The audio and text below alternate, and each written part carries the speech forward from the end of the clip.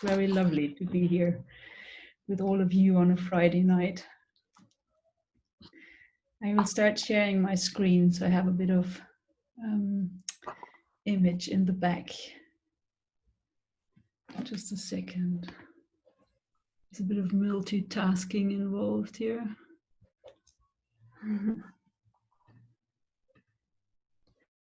Can you see that? Terrific, yeah. Great, okay. Well, thank you again. I called the talk Soft and Friendly because titles are always difficult in a way, and then you want to do something. And I thought it's meant to create an atmosphere of empathy, inspired by a story of a man who's traveling Japan, and the local guide takes him to an island that is populated by hundreds of rabbits. And the man, the Flemish filmmaker, he's rather annoyed by the detour because he wanted to go somewhere. And then the guide says, no, this is where people go to understand the concept of the cute and the adorable and the soft and the friendly. And I thought our Western concepts are sometimes so limited in their scope, and whereas these Eastern ones, they seem to be so capable to express a sort of complexity of things, also the emotional and the irrational aspects. So I thought I'd borrow that notion for the lecture, as I think that architecture is probably such a complex affair that needs a bit of that. And I haven't got a large set of projects. My projects are either small or very slow, as I spent a large part of my time in education. And also, I never really had a real urge to produce a lot because there's so much already, and a lot of good stuff too. So the things I do or I did, they kind of came on my way, and I felt that I had a possible role in them, or it was somehow necessary that I would engage. And most of the work I do is in collaboration, also for practical reasons, but also because it makes sense to me. You usually make architecture for other people, and collaborating gives you the opportunity to test and to reflect some thoughts of it before, in a way. And sometimes if you have the chance to collaborate with the people who are part of the project, or who have to live or be with the project later, for them it's a chance to identify with the project and to appropriate in a way and make it theirs. And sometimes there's also a chance to work with people who really do focus on one thing, which I think is a real gift of being an architect, because that's real experts, and you can be with them and learn from them. And so I thought I'd talk about collaborations here, but I also include several of those architects and just introduce them, or several of those experts, and just introduce them to you. So this talk is about a project that accompanies me for a long time, as Tony said. And I will try to knit it together with things that happened in the meantime, but also before and after, just to see where it, how it makes sense in what I do. And I think there are some thoughts that have to do with each other. The project is for a cultural center and a small museum in a former farmstead from the 18th century in the village that I come from in the south of Germany, near Freiburg. And that's also the region where, while living in the Netherlands already, I made my first own experiences in architecture together with my friend Andreas, who I went to school with. And just let me see. Oh, sorry. Yes, and actually, the first project that Andreas and I did together was in Rotterdam. Actually, it was not in the south of Germany, but it was in Rotterdam, where I live and where Andreas also lived for a while. And it was it was a research and an exhibition on the Dutch architect adventurer Herman Hahn that Tony just introduced. And I was actually reminded of it when it featured on Tony's incredible Instagram account. Here you see his glasses. It's a picture Tony took. And I thought I just start here because it was of importance to us, for Andreas and me. So each morning we cycled along this little building in the harbor of Rotterdam, that one.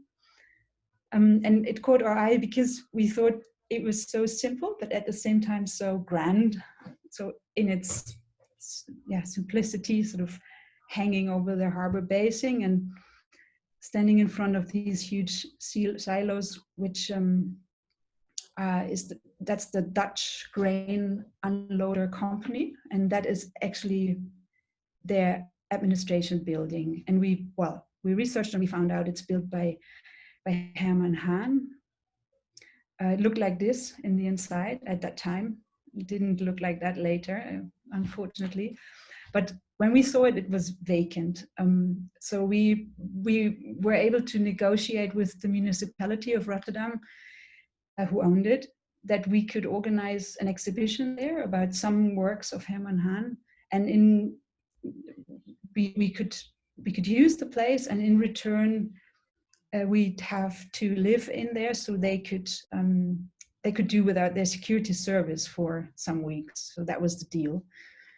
And we built an exhibition ourselves together with friends, super low budget, or printed on A3 paper, and in a way very naive but very joyful. And that's somewhere 1 o'clock at night, completely underestimating how long it takes. And we organized excursions and lectures, and we lived in that time between the exhibits. And it was actually like a villa on the harbor basin. It's very nice. And I think what touched us about Herman Hahn was his existence somewhere torn between being an architect and being an amateur archaeologist. He was fascinated by the culture of Africa, and he traveled there from already when he was young. He was also part of the International Architecture Discourse, making his appearance at the last SIAM Congress in 1959 in Otterlo, of which that is a picture, that he actually recorded. So all the publications made about that Congress are based on Herman Hahn's recordings. And he at that Congress, he spoke about dwelling in Africa. And he was more of a side figure, but he knew the whole bunch. And he was actually the one who took Aldo van Eyck to Africa for the first time. And I think what we liked about the quality of Hahn's buildings is that they were so archaic and so straightforward, but at the same time very humane. And especially his own house impressed us very much. And we thought it was very radical in a way. It kind of, with his bold structure resting on one leg, but at the same time of an incredible permeability and also intimacy, both. So it was something between inside and outside. And that was also the sort of experience that Hahn took from Africa, that it was just that in Holland you needed something around yourself when wanting to be in the world. So it was more open than closed, and the sleeping rooms were actually quite small because he said, you don't spend much time there anyway.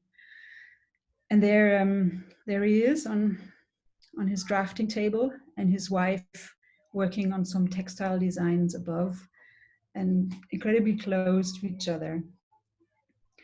As it was the plan, when we finished that exposition, I left to Buenos Aires to do a research there for some months. And Andreas went back to Berlin to become a co-editor of An Architektur, an architecture magazine, an oppositional architecture magazine. But when I was in Argentina, he phoned me and asked if I wanted to design a house for his parents with him. Classic, I guess.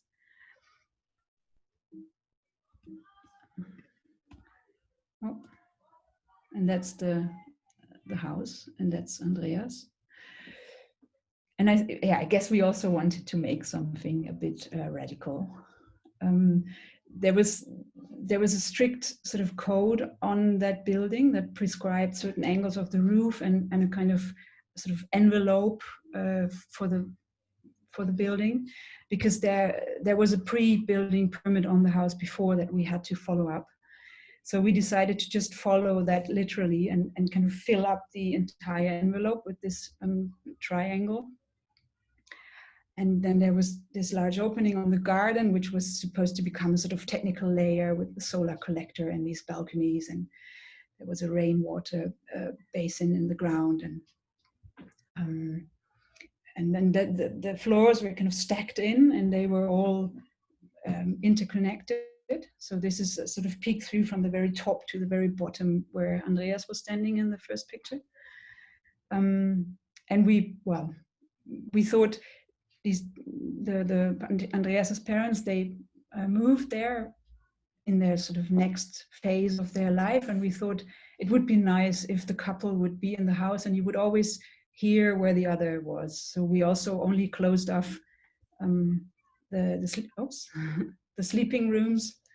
So here was a large bookcase later. So behind there was this main sleeping room, and then there was a sort of dormer on top of the building that had a guest room and a study for Andreas's mother. And actually, she told us later that she was very happy that she could close the doors, so she didn't have to hear her husband all the time. But yeah, I guess you learn a lot these sort of occasions.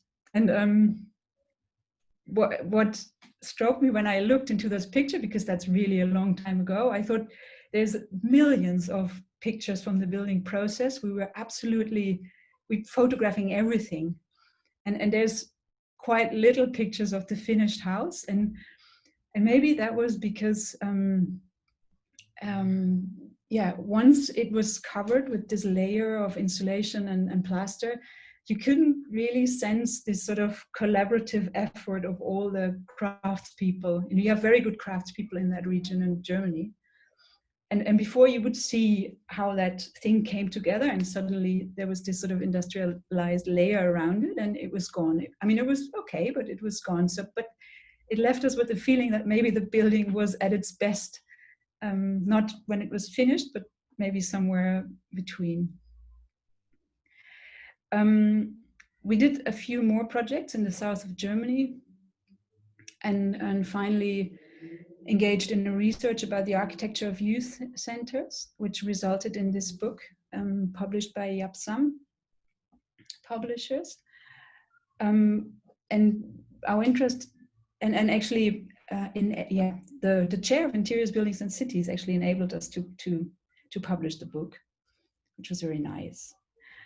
And our interest was in the interrelationship, the sort of between authority, planner, and user, which we thought was very visible in the case of a youth center, as you discuss how the youth should spend their spare time, no? And then the youth does something else. And on the cover of the book is this illustration made by the British Ministry of Education in the 60s during an education on new approaches to youth work and new types of youth centers. And we liked it very much because it pictured the people and the furniture and what people did and the building all with the same kind of weight or attention, or maybe even most attention on the people. Oops, that's the book. Oh, that's a page of a book.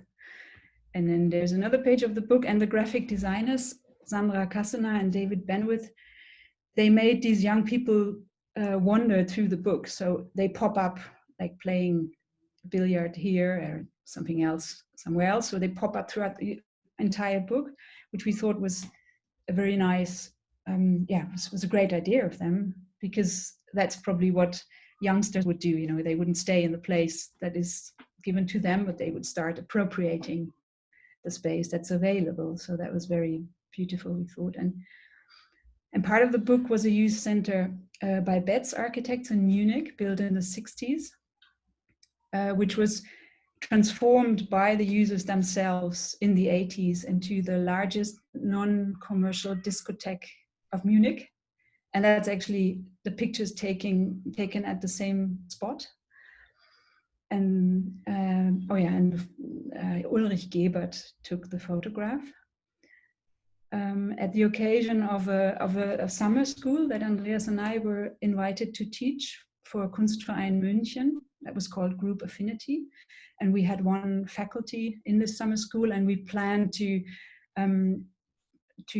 think of a sort of second transformation of this youth center together with the participants of the summer school and the users. And based on a reading of Giancarlo Di Carlo's text on Architecture's Public. And Di Carlo, of course, claimed that architecture is too important to be left to architects only. So that was the manifesto that we used. But actually, we were not permitted to work with the young people in the end because they were too young, and there were all sorts of German regulations that made that impossible. So all the participants of the class, of the summer school or of the faculty, did their own kind of take on the reinterpretation of that youth center. And one of them suggested that we ourselves would reenact the young people in order to gain the legitimacy to make proposals for it. So that's us running through the youth center.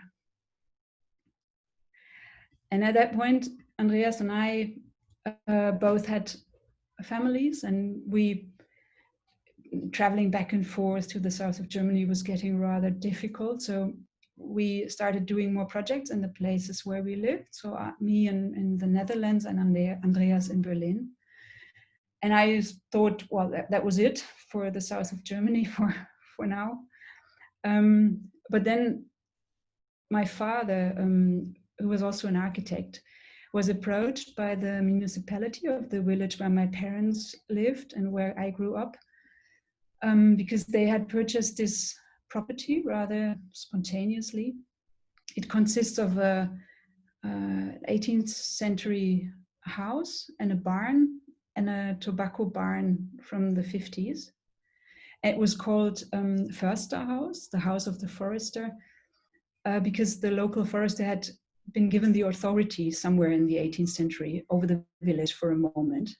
And that gave the building the status of a town hall for a while. So, and that stayed in people's minds, and so it kept that name. And it sits on a sharp bend that runs to the village, and it kind of marks a rupture between the upper and the lower part of the village. And it also sits in between the sort of old center and a new to be developed one further away. And my father and I had made a proposal for an art space in the village earlier for exhibiting the work of a local painter or artist. He didn't want to be called an artist, so painter, I guess, called Rainer Stroop, which we thought was very much worth exhibiting, but the project was never realized. But on the basis of this, when the municipality bought the farm with the plans to make it a public venue by the help of a public funding and part of a village renewal program, they remembered our initiative and asked my father to investigate the possible transformation of it.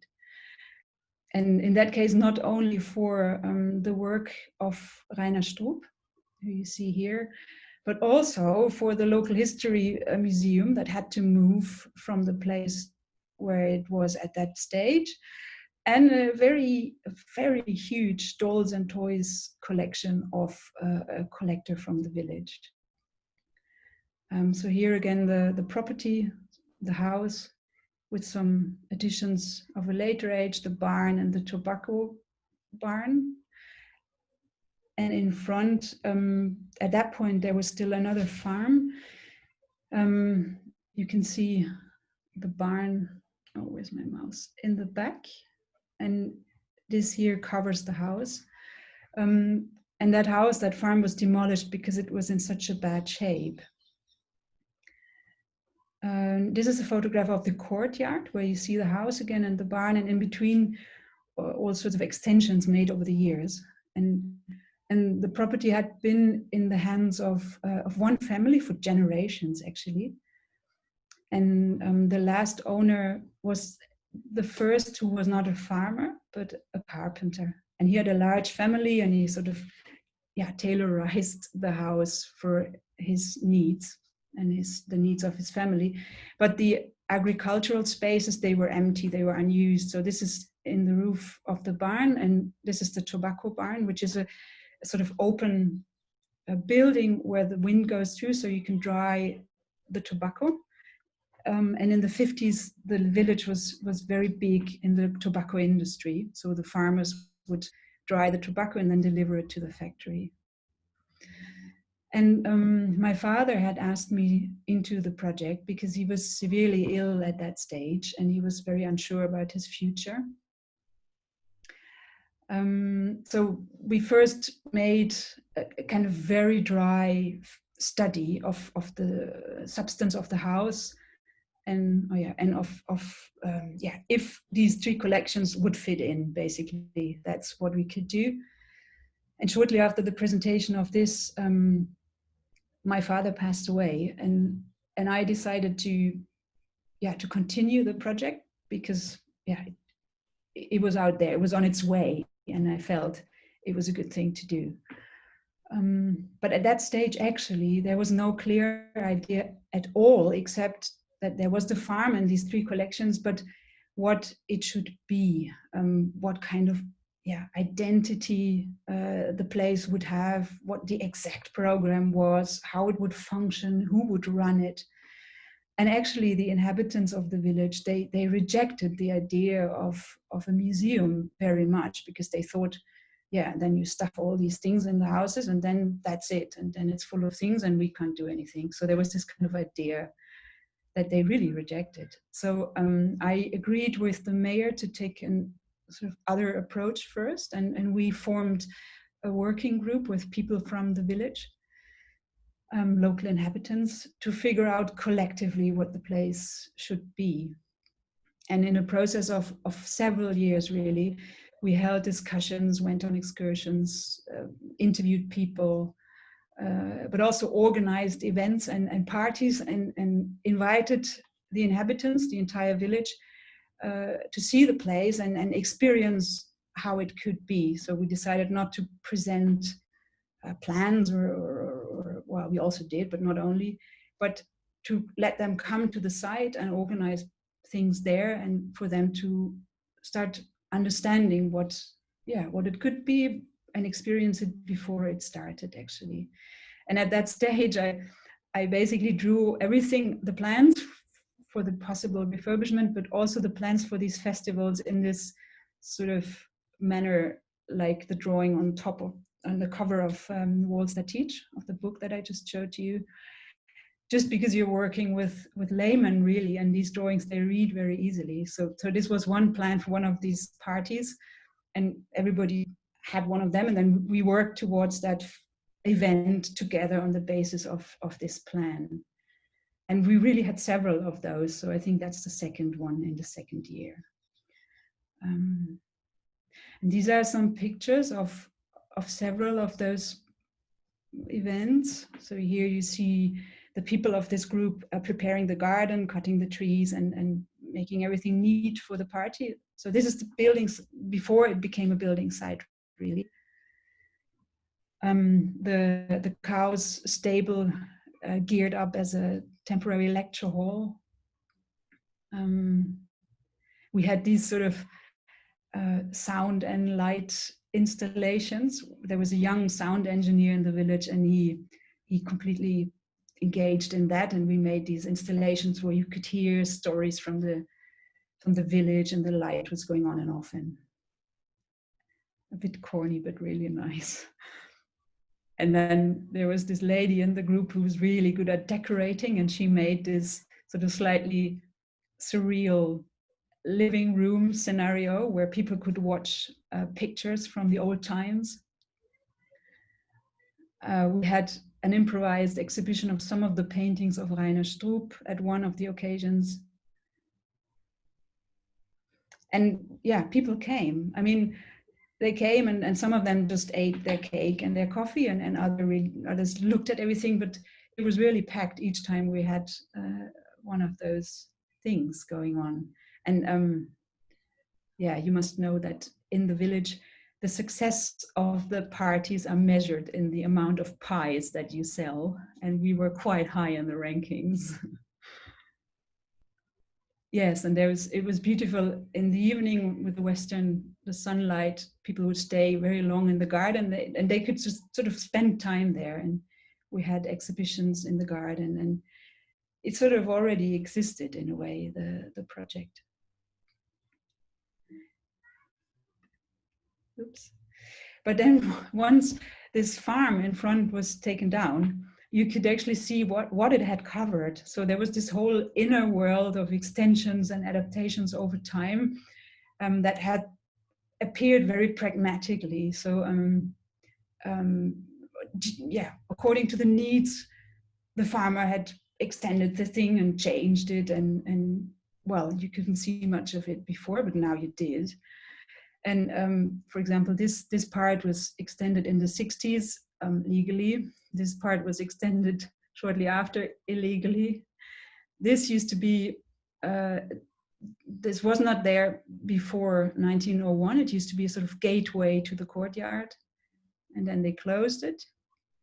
And this is the tobacco barn, which came in only in the 50s, and it replaced a pig's stable that was there before. So it was all sort of layers and of yeah, that came in over time.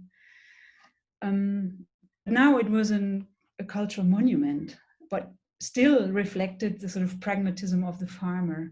And now it would become a public place for the first time. So we needed an elevator and a stair and a new entrance. So we thought we'd approach that, yeah, by embracing the conglomerate really, and add a new generation into, yes, the society of elements that was there already, and maybe as the farmer would have done. That's the first rough model where you see you sort of plunged something in there in between, not really knowing yet what it would be. So during my stays in the village, I started to sort of sketch the other vernacular or farm buildings in the village. And there was this geometry that came by the way they were constructed, and also by the kind of logistics of the use or their purpose and the way they changed over time, that somehow I thought could be something to dwell on.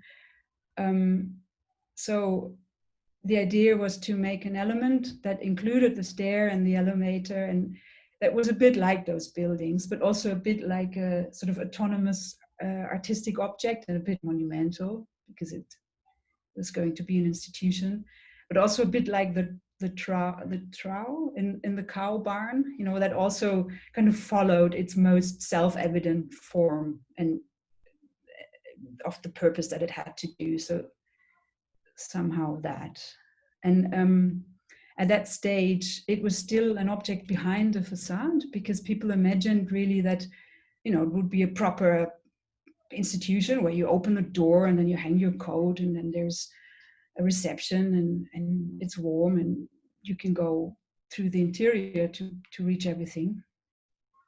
And this is a model of that stage, shot in the office of ML2 Architektur, which Katrin Lenz and Hubert Meyer-Lenz, who I started to collaborate with as local partners, once it looked like the project would actually become a project. It would actually be realized at a certain stage.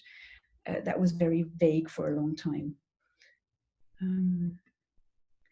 And through the participatory process that we've gone through, people had become very enthusiastic about the project now, and more ambitions got formulated by the team of people who worked on it, but also by the municipality who, yeah, the representatives suddenly realized what this project could become for the village. So people wished for an additional cafe. They wanted to have extra spaces that could be rented out for weddings, and this project kind of started to overgrow itself really. And it was not calculated, it was calculated rather optimistically from the start. from its very, very start. That was actually the last calculation we had based everything on. But yeah, it's too optimistic, I guess. And when the first more accurate calculation came up, it became clear that we had to make a serious cutback. And before that moment, it would have actually been very difficult to negotiate which of the wishes of all different parties should be rejected. But given the money, it was clear that there were no options. And the nice thing was that the people who now knew each other for a very long time, and also, yeah, knew me for a very long time, they reacted really in solidarity, and they agreed to pool rooms and accept a much more archaic level of execution for the project. And I mean, you probably know, I knew, but I was not entirely aware, but if you do such a project of a transformation of a historic building with all these sediments over the years into a public building, that already swallows such a large part of the money without you having, without having been done, without doing anything special, really. I mean, it's just taking it apart and putting it back together. That's already quite expensive. So I'm including some pictures of the transformation, and also maybe to go back to that thought of a building in the building process having these ephemeral moments of beauty that are there, but they disappear again. But actually, yeah, I think the building was really nice at that moment, for example. And there's light coming into space where it never gets into that space again, and you see all sorts of things happening that are later then covered again. And ML2 Architektur, who were also the executive architects later, they really and also they did also the cost control and the building, the site supervision. They really did a great job coordinating that. So that part of the project went considerably fast, seen all these years before, I have to say. Also these moments where somehow there's a kind of artistic quality in it, and you think, could it not just stay like that? But whatever we deleted from this cost model, it was never enough.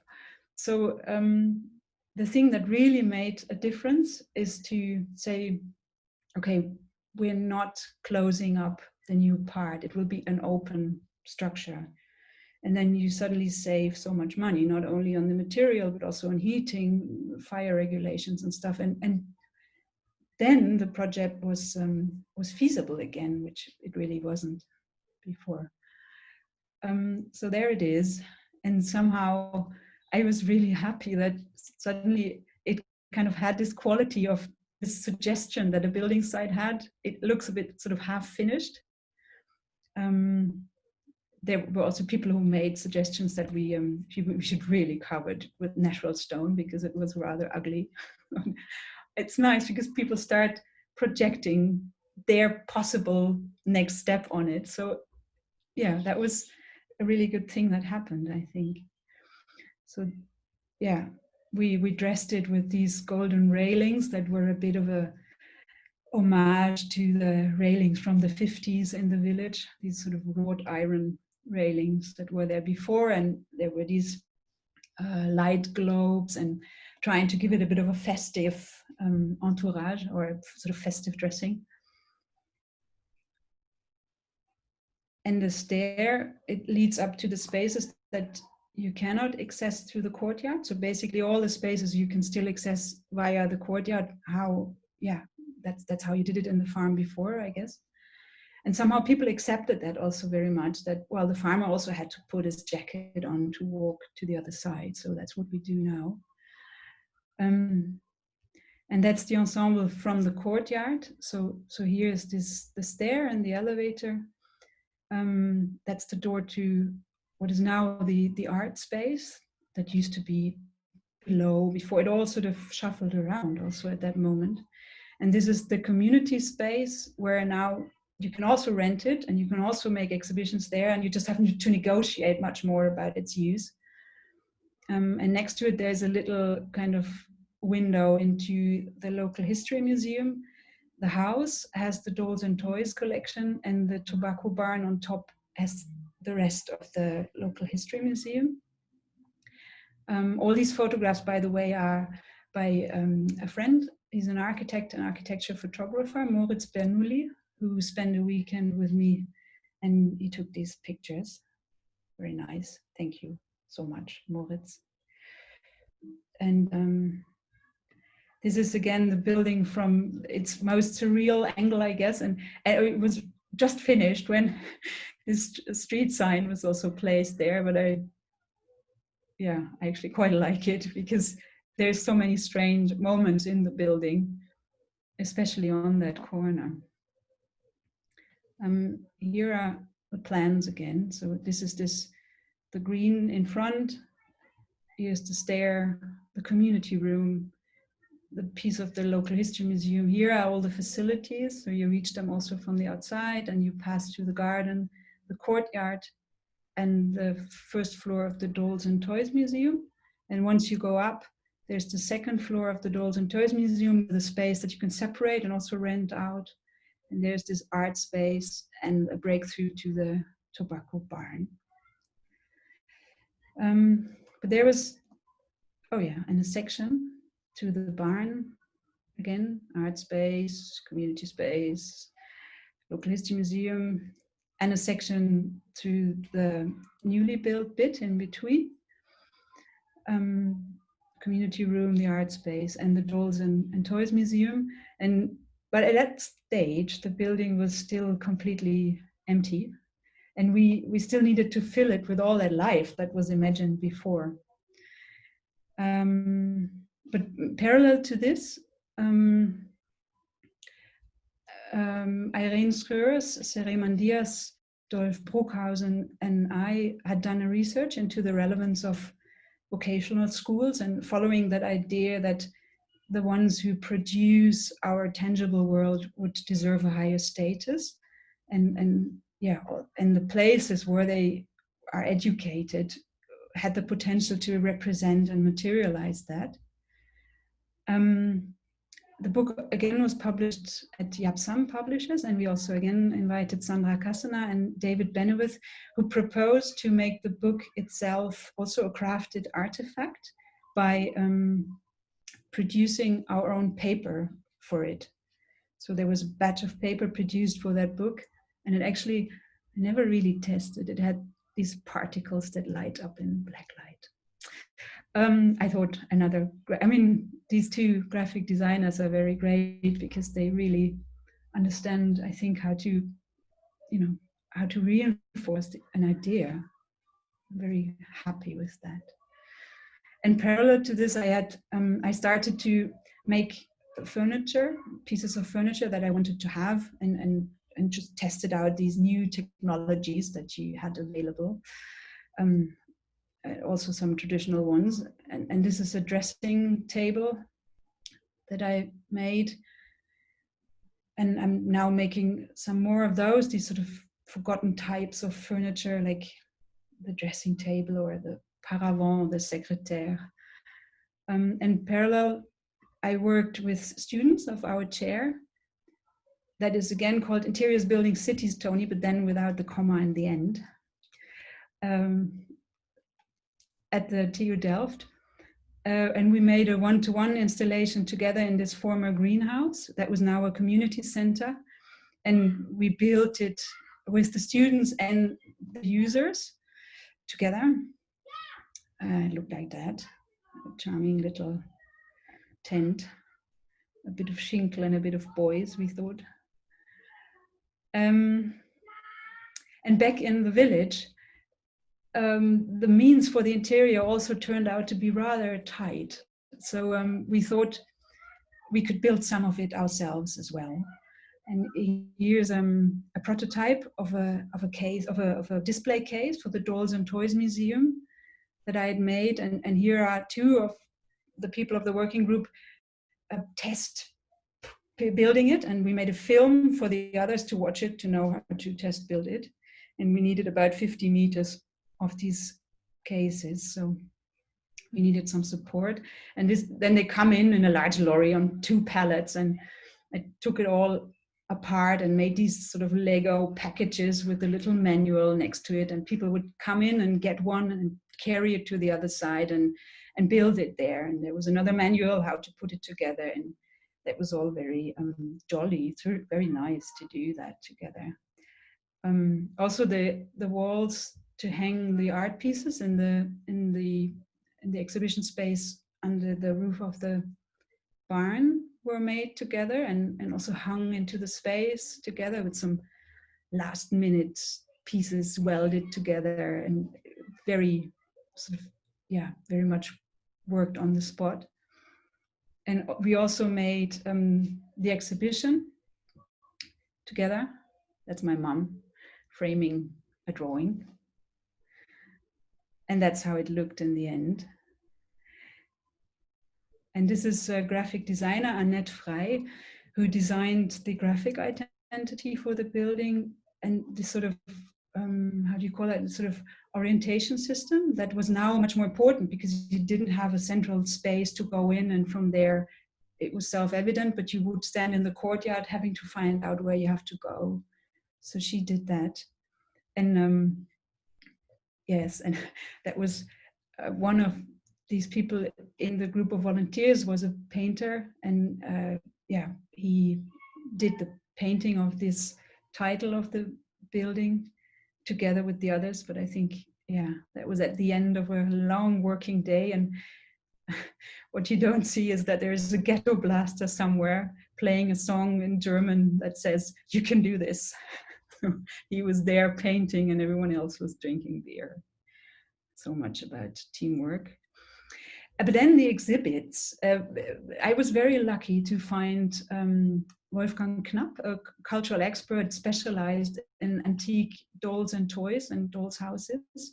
And we could include him at a very early stage because this collection was really crazy. It was super large. This was one room in the private house of the collector, but there were about 8 or 9 rooms like that, packed with things. She collected for 45 years and it was all there. And he made an inventory at the very first stage and kind of said what the collection was about and what its value was.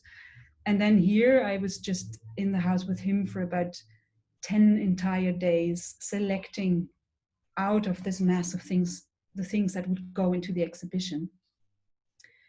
And yeah, measuring, documenting, and numbering the pieces that resulted in those kind of documents.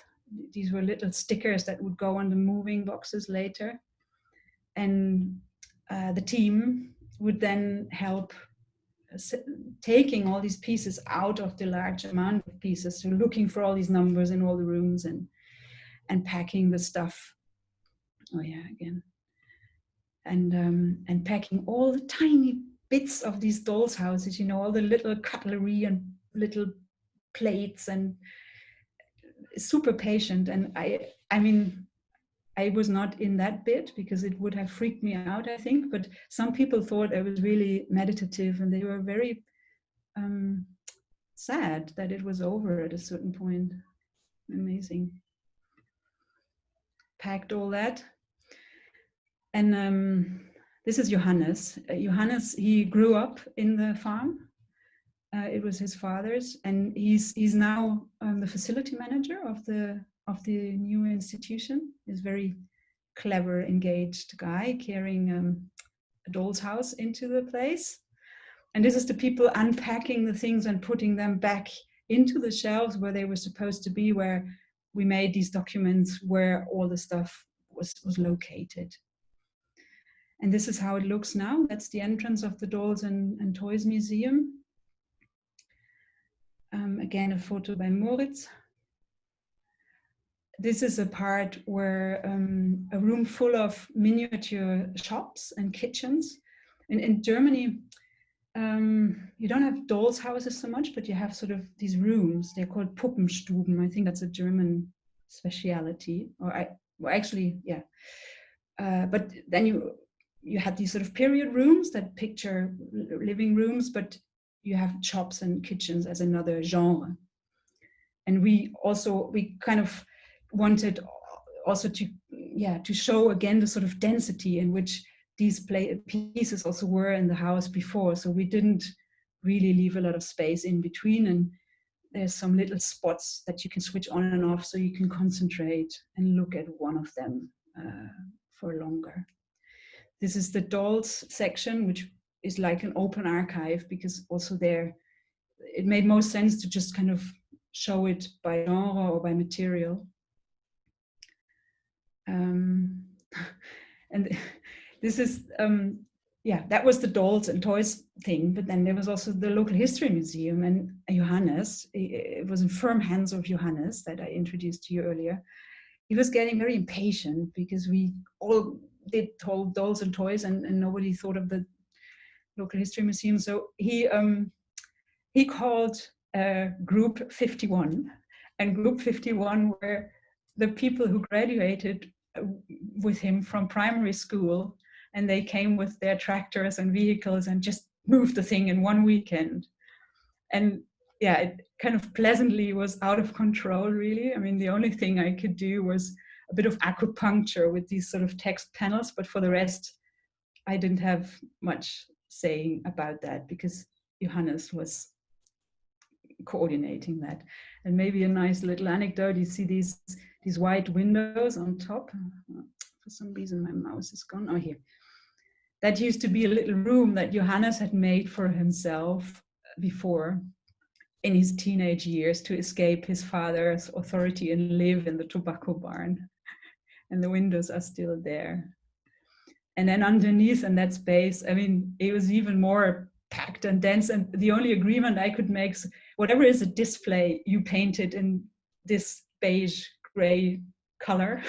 And for the rest, yes, it was like that. But actually, this is the most popular space. I mean, the whole village is hanging around there all the time, looking at pictures and telling old stories. So it's very important for the thing.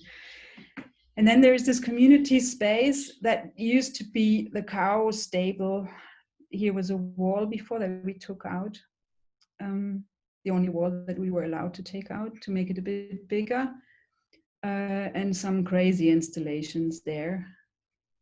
And a bar. And so this space, it's now furnished, but you can swap it from different scenarios. And this is a Christmas event at the same place with a brass band that was very, very popular amongst the elderly. And they started with a flash mob. And that was very nice because it is like, yeah, I said this to a friend before, I always think it's like as if you would have made a piece of clothing and then suddenly someone wears it and you see the flattering things about it, but also where it doesn't fit or where it doesn't work. And it can be very painful as well. But this is this sort of moment when you see when it's first in use. And well, actually, these installations that I showed you before, they bothered me quite a bit. And now to what comes after this project, you know, the wood for the bar here was hand selected from a timber yard in the Black Forest. But then you look at those installations and you think, where do they come from? What do they do? Do they work? Who made them? How far did they travel? So after this project, we started together with two friends, Martin Lambrechts and Dirk Osinger, a research on the interior and its climate in the light of the sort of global situation we're in. So that was one consequence, I think, from the project. And another one is that still being involved in the project, I kind of learned what a pleasure it is to be close to the things you do and in a way kind of be able to take care of the things in life that come across or that are in your life in a way. So I would like to, as a sort of next thing, study the house that my parents built for themselves in the same village, that they basically built with their own hands. But it was technically rather advanced at that point, I think. And yeah, I mean, I will I basically tell you this because I really want to end with this picture, because my parents built it next to all the other things in their life, and it was sort of making architecture was a practical thing, part of everything you did. And I like this picture so much. It shows my grandmother and my mother all dressed up for going out to dinner, but they have to wait because my father and the guys are still pouring the concrete for the ground floor of the house. And I thought that is such a that's such a picture full of life and sort of close to life. And I would like to understand more about the house and who built it and how it came into being and where the stuff came from. Well, that was it. Thank you. Susanne, it was very beautiful. Thank you very much indeed. Perhaps if you stop screen sharing for a second. I will. And if you have questions for Susanne, we have a little time left, then do please pitch them in the chat box, and I'll pass you the mic, as it were. But, could I perhaps kick off this, Susanne, just by asking, do you see the project? Are there subsequent transformations that you envisage happening? I mean, you talked about the lots of ambitions that had to be curtailed because of the budget. But do you anticipate that there are subsequent kind of transformations that will take place, or what's your attitude to later changes? In that project or in the building, or I guess, I mean, it's really difficult to anticipate on things, and I think in this entire process we tried as much as possible to understand how it could be in the future. But then once it's built, you really understand that there's so much more to it than just the building. No, you need to run it, and you need to negotiate about the spaces and everything. So up to now, they sort of notify me if something is not working, and now they have all their COVID-19 screens and hand sanitizers built in and everything. So up to now it's fine, but I guess that at a certain point maybe people have other ideas of what it could be, and then maybe things change. But it's quite hard to make substantial changes afterwards because there's so much regulation also involved. So I guess maybe there are soft changes, maybe about the interior or how it's used. I'm not sure. I try to stay around and watch that. And it feels, I mean, it seems clear that it's a project that a larger office couldn't have delivered. It was very reliant on this very intimate relationship you have with that place, with those people. Do you think that's a kind of relationship that you will be able to recreate in your practice, or do you think this is a one-off experience? How do you make work in this mold kind of subsequently? Yeah, I mean, I'm absolutely aware that this is. I mean, I really also don't want. I mean, it shouldn't sound like this is a recipe for making projects, really. And I'm absolutely aware that I can only do that because I have other ways of. I mean, you know, I didn't have to live from it, which I think lots of architects, of course, have to. So probably it cannot be repeated in that form, and I would not suggest it as a formula. I guess maybe you could make it a job to accompany people to such a project, but you need to really become part of it, I guess. So I'm accepting it as something that happened and that I enjoyed a lot and love a lot, but I could not kind of state that this is how you should do architecture, really. And in your teaching work, it certainly felt that you were always interested in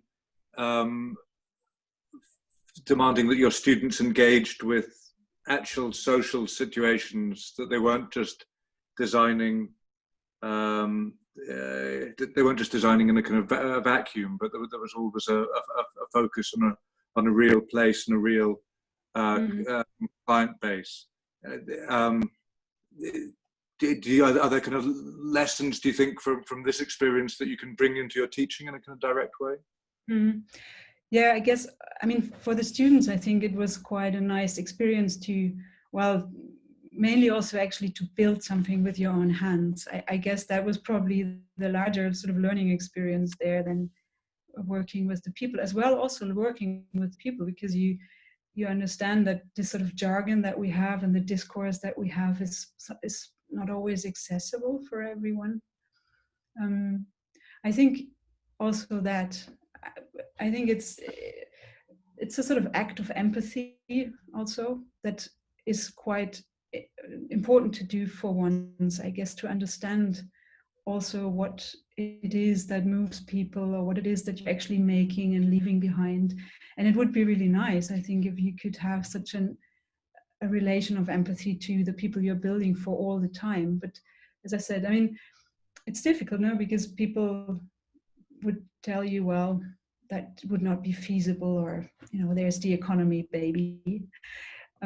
But then you look at the world and you think, yeah, well, maybe we could build a little less and spend a bit more time and be more involved. Maybe that wouldn't be too bad after all. We've got a question from Christoph Graffer. Christoph, you can unmute yourself. Yes, I'm very happy to unmute myself. Thank you, Susanne, for not just for the lecture, but also your account of making this building, because it makes you, I mean, makes a perfect summer evening out of this. No, I mean, your title is right, and the way in which you engage with that project, but also how you show how the project is being taken up by that by the village community. I think that's really very, very good to see. But I was wondering, because you just made a point about, you know, how your practice is, of course, totally different from many other practices of architects, presumably also the practice of your father in the village, or previously. How other architects did actually react, or, you know, was this project commented on, because it is really very different from what I see in many projects, especially perhaps in Germany, where its attitude seems to be completely oppositional. I mean, it is a sort of affront almost to general practice. Yeah, no, absolutely. I mean, actually, people were very nice about it. I mean, we've received comments of other architects, or people driving by and stopping and sort of knocking on the door and wanting to know what that is. And somehow I think it can be sensed that there is a lot of energy that went into it, and maybe it's not even so important how it exactly looks, but you could sort of sense that there was a lot of thinking and hours spent and discussions spent, and the way it looks. Yeah, I think you're right. There's a kind of idea of how architecture needs to be, sort of neat and finished in Germany. The people I talked to were quite enthusiastic about it, but maybe the others don't talk to me. I don't know. I mean, it could be. I'm not sure. I mean, I'm saying this because I just made this book on Umbaukultur, and of course we try to get some German projects in that, and the book ended up being about 3/4 Belgian, for exactly the same sort of reason. Yeah. The question is whether. Yeah, well, that was actually when I was looking for partners in the region. I also had really difficulties to find someone who I thought would understand the entire nature of the project and what we were trying to do. And I found ML Hoch 2 Architektur, Katrin and Hubert, on the basis of some references that we shared, and they were very enthusiastic about or no, let's say it like that. I saw on their website a project that had a column, a strange column on a strange spot. And I thought, oh, that's good. There's a strange thing. And then I called with them, and they turned out to be very enthusiastic about the Filde Vinktailleux. And I thought, okay, well, that's a start. Well, that's a really good basis already, you know. Yeah. And I guess, you know, I mean, we're all in a kind of international discourse, so people know what's happening, and people also get these sort of influences. But I don't know if it will change anything or if it will be recognized. It's too young maybe for that. I haven't really heard anything of it yet, but it would be nice. I would have loved to take this into the book which I just made. Perhaps for the second edition. Yeah.